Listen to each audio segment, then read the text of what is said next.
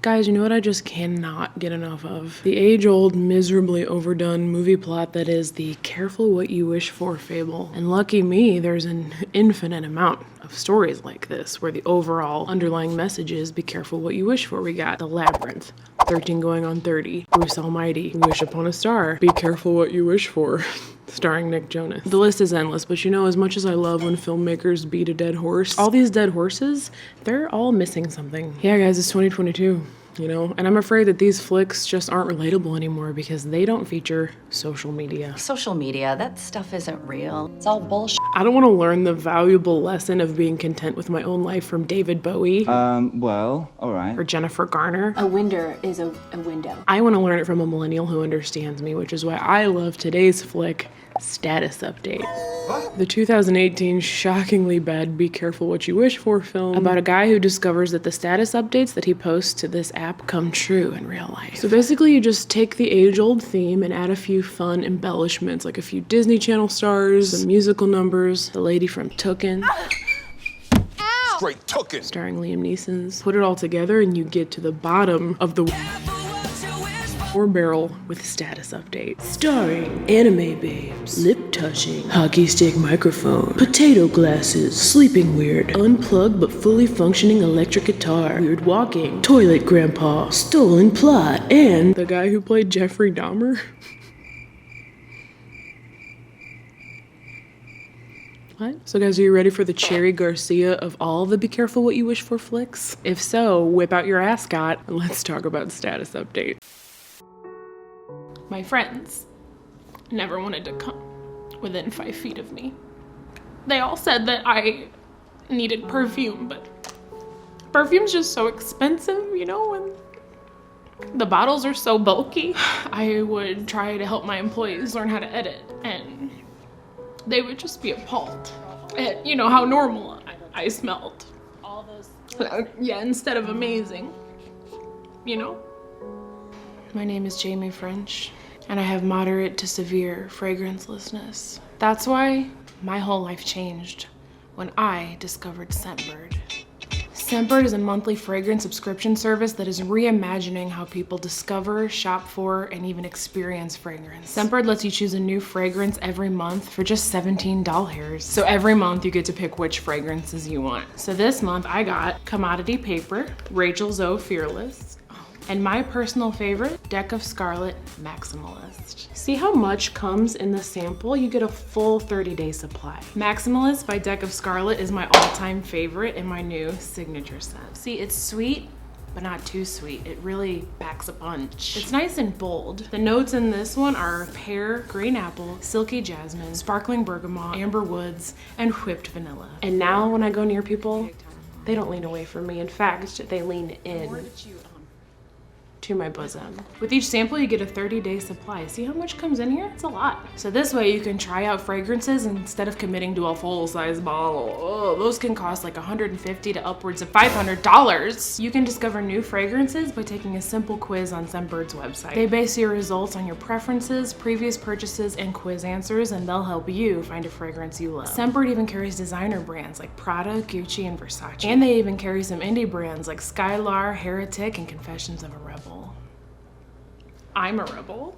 This service changed my life. Scentbird changed my life and the lives of those around me, and it can change yours too. If you're interested in trying Scentbird, make sure you use my discount code at checkout, which is Jamie55 for 55% off your first month, which brings your first month to just over $7. Scentbird is available in the US and Canada, and again, that's discount code Jamie55 for 55% off at Scentbird.com. Scentbird gave me my life back. Thank you, Scentbird, for giving me my life back and for sponsoring a 2-minute portion of today's video.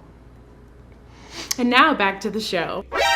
So the movie opens with a monologue from the main character, Kyle. My rise to the top of the Hayden High School food chain happened faster than a 3-second Snapchat. But it wasn't always that way. A few weeks ago, I was just like you. Are you assuming I'm not at the top of the high school food chain? Then I updated my status and some pretty strange things began to happen. Oh, you mean things like this? Those are strange things, I suppose. So then the movie backtracks a few weeks to kind of start at the beginning. Kyle's just kind of laying in bed in the same position that all the characters from Family Guy lay in after they fall. And right off the bat, we meet his mom and dad. So his mom is played by Wendy McLendon Covey, and his dad, who he does not live with, is played by Rob Riggle. So we have two extremely funny comedians here playing Kyle's parents, and I want you guys to take a guess on whether or not either of them are going to be funny at all in this movie. The answer is no. Oh, shred, believe, pull. Or, okay, maybe they're a little funny, but mostly no. Whoa! Yeah, kids meet Kyle's grandpa. I don't think he has a name or personality trait in this movie, but basically Kyle and his mom and sister just moved in with him all the way from California, and that is the extent of his character's purpose. That and the toilet thing. Still getting used to having people in the house. So you find out at breakfast that Kyle's mom actually moved their family all the way from California to Connecticut, basically to get away from the dad, Rob Riggle, because he was like a terrible husband and father, I guess. She moved 3,000 miles to get away from him. So he gets to school, it's his first day, he's skateboarding through the school. So he's looking for room 23 and he hears this mysterious, beautiful voice coming from this classroom.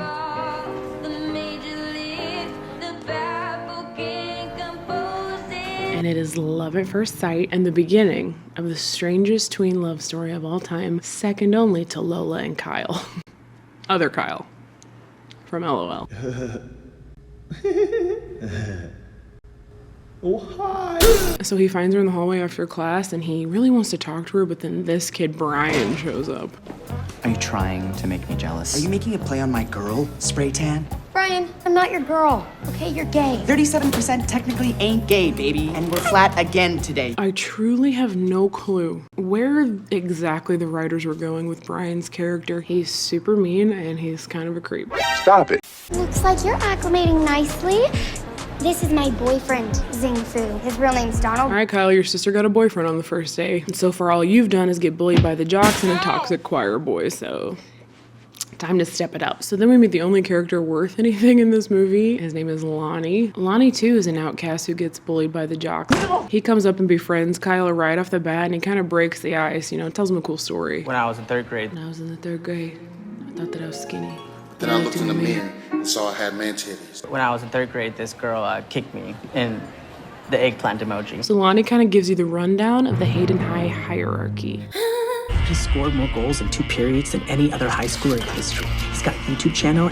I have a YouTube channel. Does that make me cool, like Derek? Then there's Charlotte, Derek's girlfriend. She's got like 500,000 followers on Instagram. I have...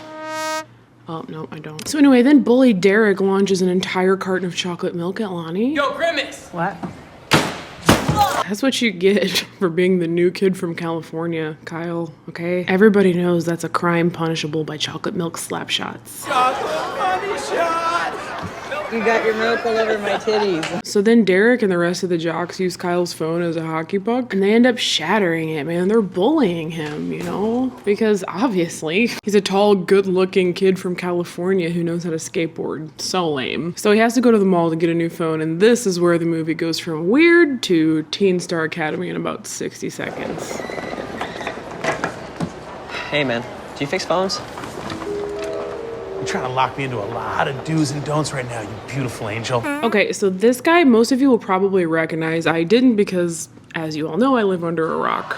Boo! Find another rock to live under. But I was intrigued by him on IMDb because his character didn't have a name. His picture on IMDb looked exactly like the character he played in the movie. And usually on IMDb, you see like the professional headshot. And I was like, who is this character? So I clicked on him to see if he was in any other movies. And I happened to catch just before I X'd out that his nickname is the Fat Jewish, and I was like, hold the phone. I've seen, this guy's on Instagram or something. I've seen that name, so it turns out this guy is like a pretty successful comedian slash influencer. He makes these parodies. He parodies the tropes of social media culture and the hipsters who propagate them. So I guess casting him in this movie kind of made sense. It's like fun irony, but did they have to make him creepy? Anyway, he starts flapping his arms. He makes Kyle do it too, which is super awky. And then he gifts Kyle this new phone that has a mysterious app on it. Give me your beautiful soft hand. So he goes home and he's about to update his status on this new app that the fat Jewish gave him, but his sister bursts into his room and interrupts everything. She needs to use his balcony so that she can sneak out and hang out with her boyfriend. See ya.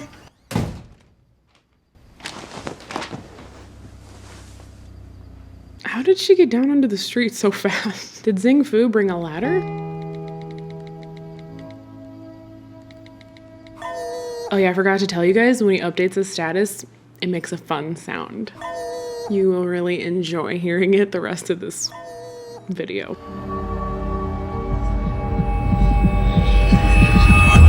Why does he sleep weird?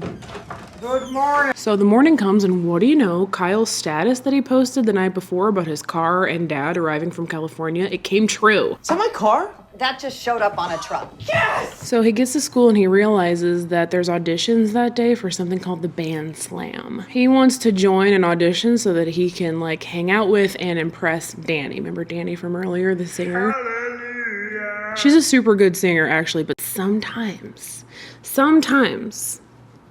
she sings in cursive. So anyway, in order to join the chorus, he has to become a good singer, right? So he heads to auditions. They're going pretty well. I'm gonna stand by you. That was like listening to two cats humping. Apparently Mr. Moody here has never owned cats.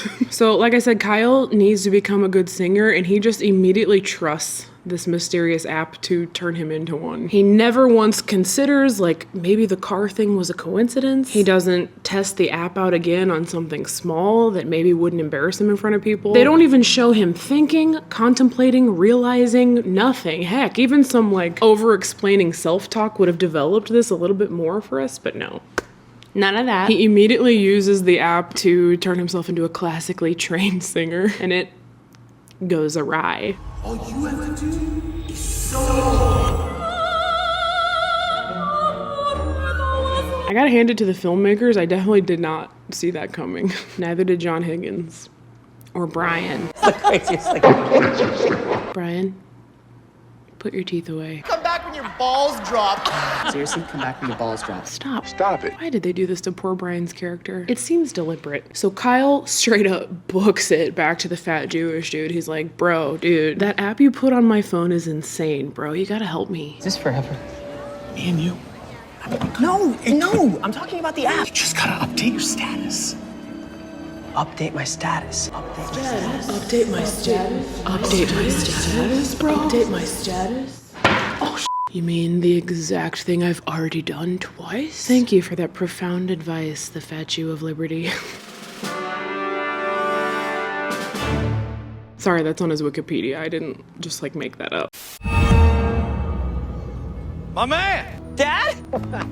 What are you doing here? Ah, dude, I don't even know. And neither do we for the duration of this movie. Well, kids, we have to take a short break, and when we come back, this movie becomes a musical, kind of. See you there. Hey, kids. We're back. And Kyle's about to update his status again. It's weird that the status is stati? What's the plural form of status? It's weird that the status updates he writes are past tense. He says he sang like Bruno Mars, like it already happened. Anyway, he goes to school and you guessed it, he sings and dances like Bruno Mars. Hey, can I borrow that? 1, 2, 3. But where was the music coming from before he grabbed this 38-year-old guy's guitar? All I did was hit the teacher's spitty pudding spoon on the lunch table a few times. I couldn't have made that sound. Yeah, guys. It's cringe. This turns into a full-blown Broadway moment. He's dancing on tables, he's touching girls. He does a choreographed dance with a bunch of other students.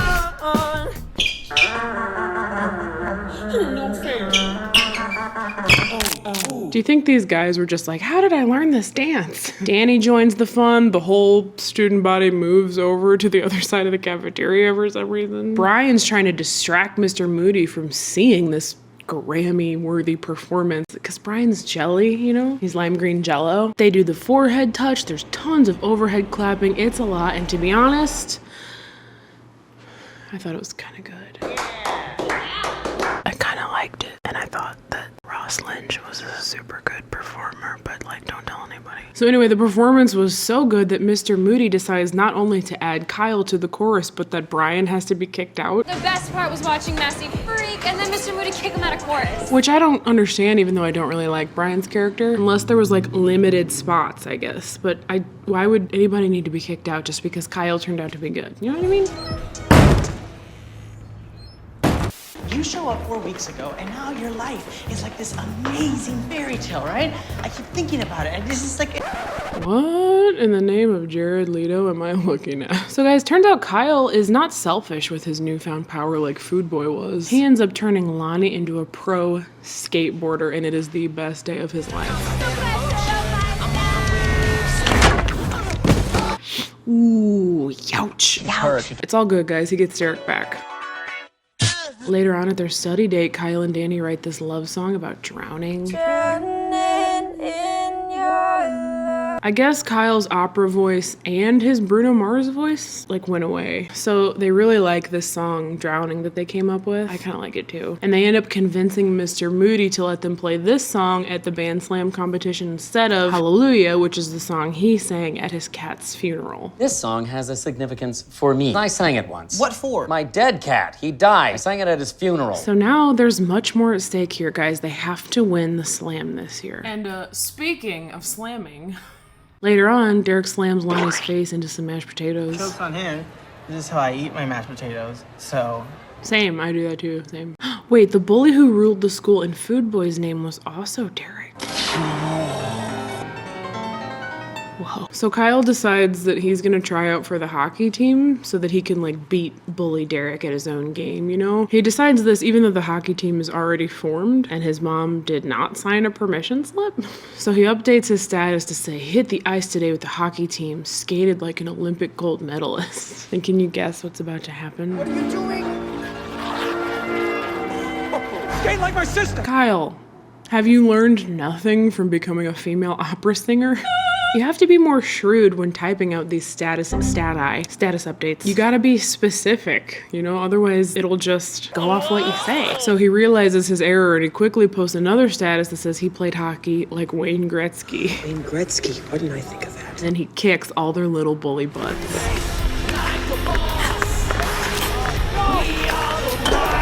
So he ends up making the hockey team, and the coach decides that he is so good that Derek can no longer play and has to be a bench warmer for the rest of the season. Again, I don't like Derek or Brian, okay, but if they were like the best in their respective fields, then Kyle comes along and takes both their places as number one, right? So wouldn't that just bump them down to number two? Like, why do they both get shunned by their communities? So similar to Food Boy, you guys, Kyle becomes the big man on campus now. He's getting popular, he's getting chicks, he's getting praise. He's doing a slow-mo walk through the halls in his Letterman jacket, missing every high five that is offered to him. Everybody wants his autograph, which I've never seen happen at a high school, but what do I know? Everybody wants to touch his shoulders. What's next, Kyle?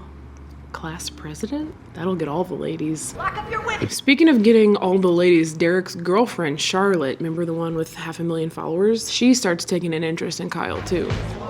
I brought a new perfume. Do you want to smell me? And he does, guys. He does want to smell her, but you'll have to wait to experience it when we come back.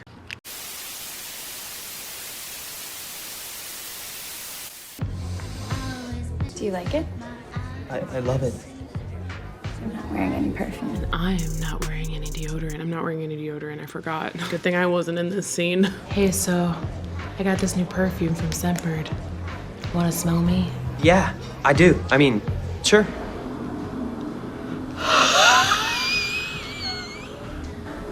Do you like it?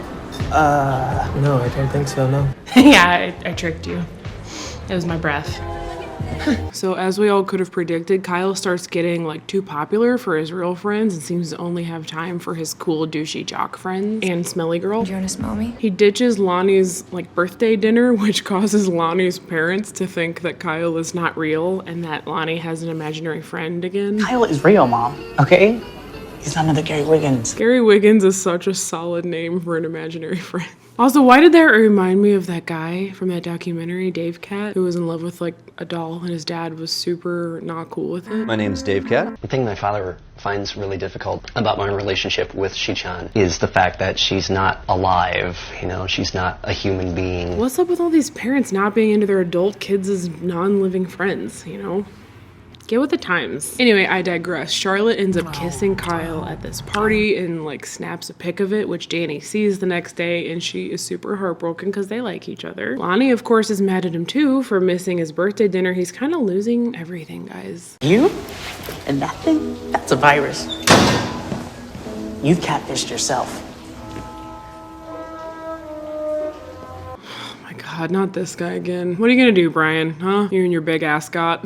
The movie takes a sort of creepy, odd turn here when Kyle goes to Charlotte's house for dinner. So she's like insanely rich. Her parents are complete snobs. They immediately hate Kyle. You're just not one of us. I use the bathroom. Dad. Trust me, Poopy. Yeah, Poopy. Trust him. Poopy, don't pout. You'll give yourself wrinkles. Yeah, Poopy, don't pout. Nobody likes the pouty Poopy. Poopy. So anyway, Kyle's like, screw this, dude. He goes to the bathroom and posts a status update that says, Charlotte's parents loved me. By the time he comes back out to the table, Charlotte's dad wants to be his bestie, and her mom... Just watch. Would you give me a hand in the kitchen? Mrs. Alden, what are you doing? So far we have Brian, the fat Jewish, Charlotte, and Charlotte's grown woman mom in her 50s all hitting on, coming onto, and non-consensually touching Kyle's 17-year-old character. Who is this written by? Oh. Well, this needs to stop right now. I'm totally out of control, and I don't give a damn. Come to me. This is upsetting for me. Yeah, as a huge fan of the movie Tooken, starring Liam Neeson, I want a fish. I thought Famke Janssen was better than this, but nay. She literally chases him outside, throws herself onto his car, falls off the car onto the concrete, and... Can you imagine if the roles were reversed? And this was a dad character saying this to his son's girlfriend? Would people then notice how insane this movie is? Like how she was singing that French lullaby.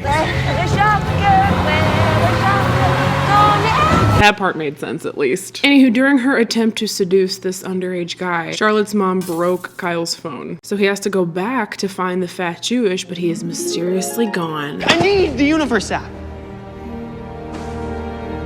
Sorry. He comes home to his parents fighting. You need to be responsible. Why is the dad still there? I thought he was just like coming back from California to visit for a second, but I guess he just moved himself in and was like, I live here now with you guys and Toilet Grandpa, even though you literally moved 3,000 miles away to get away from me. Also, why can I not take either of these actors seriously? Like, I want to, but all I see when I look at Rob Riggle is the Catalina wine mixer. It's a Catalina wine mixer! And all I see when I look at Wendy is... I cracked a blanket in half. I can't take all this emotion, you guys. Anyway, things are just, they're falling apart.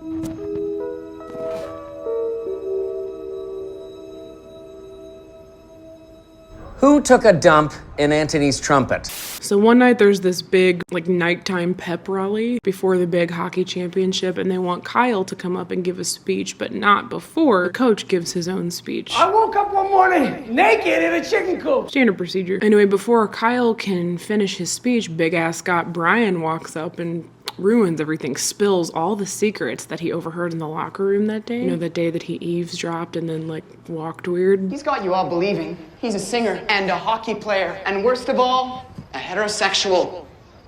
But he's none of these things. Brian, I told you to put your teeth away. He can't put them away. They're always there, yeah, waiting to just chomp on Kyle. Anyway, he tells everybody about Kyle's magic app, which nobody believes. You're an idiot! He gets escorted off the premises. I was celebrating, but joke's on us because he ends up punching Kyle in the face out in the parking lot. Turned down for what? Dude. Twinning. We're twins. I too quote Lil Jon after I punch someone in the face. And when I get excited, I too eat invisible cereal. So the next morning at breakfast, there's an emotional family moment. I would have done anything for you to come back in my life. But Truth is, you didn't even want me. Maxie, you feel the same way? Whoa! The sister really reinvented herself since she got a boyfriend. So Kyle has this new outlook on life. You know, he's ready to make things right. He tells off his freeloading dad. He makes things right with Lonnie. Is he paying you? No, Lonnie's really my friend. He even tries to make things right with Derek, who has become just a full-blown ketchup-faced 5 o'clock shadow loser at this point in the movie. I lost my girl. I lost my scholarships. Coach demoted me to 4th line. My friends want nothing to do with me. And now my dad's talking about sending me to military school. Simply because someone plays hockey better than him? I think I'm missing something here. Where's that clean-cut, confident guy that I hated a few months ago? I want to help you get on top again. Why? Why do you feel sorry for Derek? Do you not remember this? Or this? Or this? They literally gave Derek 0 redeeming qualities, and we're supposed to feel bad for him simply because he swapped his Letterman's jacket for plaid? Sorry, but no. Gave up on life, didn't you? So kids, it's time for the big climax of the movie that will most definitely change your life. It's the night of both the hockey game and the band slam, and if you'll remember, Kyle made this plan with Derek to get Derek back on top. Heaven forbid this terrible person not be the most popular guy in school. But yeah, they want to put him back on top, I guess, so he can continue punting cartons of milk at people's titties. Yeah. So it turns out the plan was for Kyle to fake getting hurt so that he can't finish the game, which then gives the coach no other choice than to put bench warmer Derek back in. Okay, you're in. Go get him, kid. Still don't get why he's a bench warmer, but whatever. So then Kyle heads to the band slam to make things right with Danny, because I forgot to tell you guys, he ended up quitting the chorus after their little fight. You cannot quit, Kyle. I just did. So anyway, he's heading to the band slam. He's gonna sing his duet with Danny. He's gonna make it all right. And oh my God, Brian, what are you doing? No! You'll have to get through me first. Enough. I cannot take this guy anymore. Brian, you're gay. Why do the other characters have to keep reminding him of that? Oh, cute. They worked it out. Whoa. No, Brian. You know what? I give up. It's out of my hands. So Danny and the rest of the chorus are about to go on stage, and first they get this really good pep talk from Mr. Moody. You will fail because you're not ready and you're not talented. I have gas. And just as they get through the first verse of Hallelujah, Kyle shows up, playing the song him and Danny wrote from the audience. The ocean is heavy. Kyle has the most amazing talent for just like projecting his voice throughout these large auditoriums and cafeterias without being mic'd over top of live instruments that aren't plugged in. It's magical. So they finish their duet. Everybody shows up. We got Mom, Deadbeat Dad, Maxie, Donald, Toilet Grandpa. Why do so many movies we review have this exact scene? Like some sort of musical performance where all the supporting actors show up in the audience like, yeah, we're so proud. We forgive you for all the blatant, bold-faced lies you told because you're so musically talented. So while everybody's like cheering and the crowd's going wild, his phone suddenly prompts him to delete the Universe app, which he does. And then he says, I got my life back. What? Your phone already broke. Remember from Charlotte's mom, and your app already was not working? Why did the app have to get deleted for you to get your life back? Does deleting the app erase all your newfound talents? Can he still sing in a female operatic voice? What happened to the fat Jewish? I have so many questions. 1, 2, 3. Oh, there he is. Wow, that is terrifying. Hey, Kyle. So if you thought or hoped or possibly prayed that this movie was over, sorry to disappoint, it's not yet. Kyle still needs to make up with Danny because he kind of apologized to her on stage, but she didn't really seem like she believed him. So he finds her coming up the steps, and it's super romantic. Ooh, baby, all I know is that... Dude, what happened since the last scene you were in? Did your stylist cut your hair in the dark with kitchen scissors? Help me understand.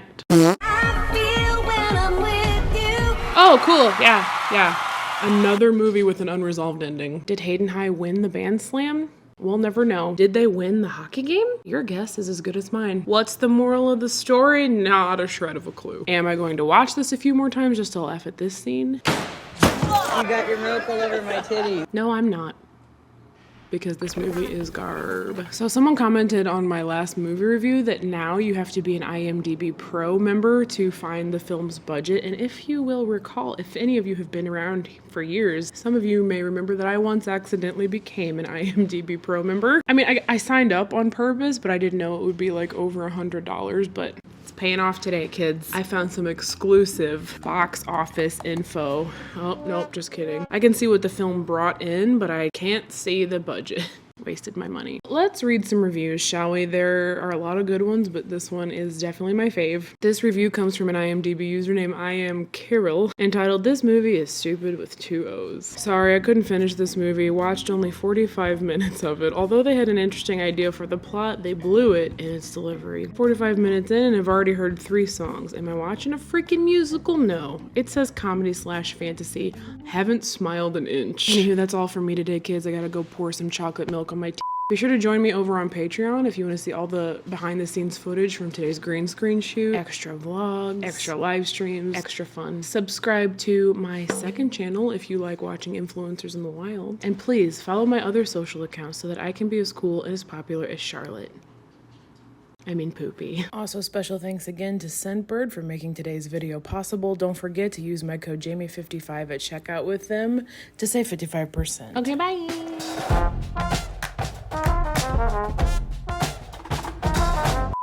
Who took a dump in Antony's trumpet?